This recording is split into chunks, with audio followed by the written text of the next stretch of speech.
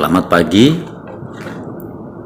secara khusus kepada anak-anakku kelas 7. Kalau boleh masih menyebut sih masih calon kelas 7 ya, karena memang belum secara resmi diterima di SMP Saverius Terbanggi Besar. Tetapi Bapak mengharapkan bahwa meskipun demikian kalian sudah merasa bahwa saya adalah bagian dari keluarga besar SMP Saverius Terbanggi Besar. Pada pagi hari ini Bapak akan melanjutkan kegiatan MPLS, masa pengenalan lingkungan sekolah, pada hari kedua. Dan secara khusus pada session ini Bapak akan sedikit membahas tentang kurikulum. Dan tentu saja secara khusus juga kurikulum yang akan digunakan di mana nanti kalian akan menimba ilmu, yaitu di SMP Saverius Terbanggi Besar. Tahun pelajaran 2021-2022. Dalam perkenalan kemarin saya yakin Bapak masih ingat ya, kalian masih ingat saya Bapak Bambang Subekti yang mengajar mata pelajaran bahasa Inggris. Anak-anakku sekalian, calon siswa kelas 7 SMP Saverius Terbanggi Besar, ketika pemerintah itu menggulirkan atau melaksanakan program kurikulum baru, yaitu kurikulum 2013, maka SMP Saverius Terbanggi Besar itu mencoba untuk menyikapinya dengan mengikuti anjuran pemerintah, dalam hari ini Kementerian Pendidikan dan Kebudayaan. Maka SMP Saverius Terbanggi Besar juga sudah melaksanakan kurikulum K13. Sudah mulai berjalan sampai tahun ajaran 2019-2020. Tetapi seperti yang kita ketahui bersama bahwa sejak bulan Maret 2020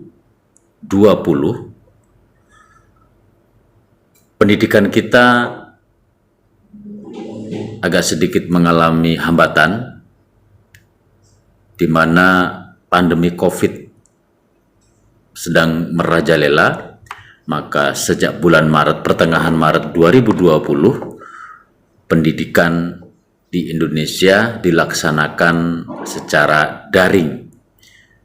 Daring ini adalah singkatan dari dalam jaringan. Kalau bahasa yang kalian kenal biasanya online begitu ya. Semenjak itu, dari Maret 2020 sampai hari ini, pembelajaran yang seharusnya dilaksanakan di sekolah masih dilaksanakan dalam model daring. Karena model pembelajarannya yang berbeda di sini adalah bahwa kalian belajar dari rumah, sementara biasanya kalian datang ke sekolah, belajar di kelas, bertemu dengan guru langsung, bertatap muka.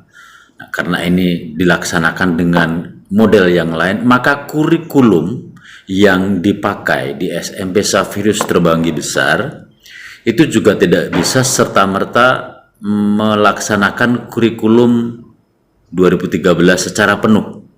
Maka kurikulum yang digunakan adalah kurikulum darurat masa pandemi COVID. Maka Bapak Ibu guru semenjak saat itu, mata tahun ajaran 2020-2021 itu juga mulai belajar bagaimana menggunakan aplikasi-aplikasi yang bisa mendukung proses pembelajaran dengan menggunakan kurikulum darurat ini. Seperti misalnya menggunakan Google Classroom, kemudian menggunakan Google Form dalam pembuatan soal, lalu juga membuat aplikasi-aplikasi pembelajaran dalam bentuk video yang dikirimkan kepada siswa agar siswa bisa belajar di rumah. Kemudian juga bagaimana nanti Bapak Ibu guru juga akan belajar aplikasi Moodle yang tujuannya adalah untuk lebih memudahkan proses pembelajaran daring ini. Mengapa ini Bapak sampaikan?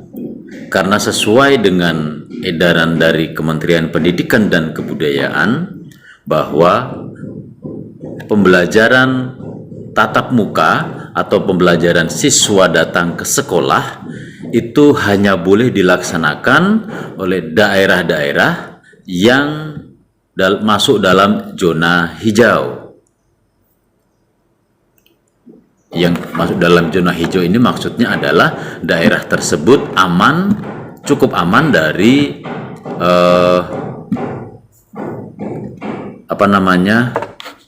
dari gangguan virus COVID-19.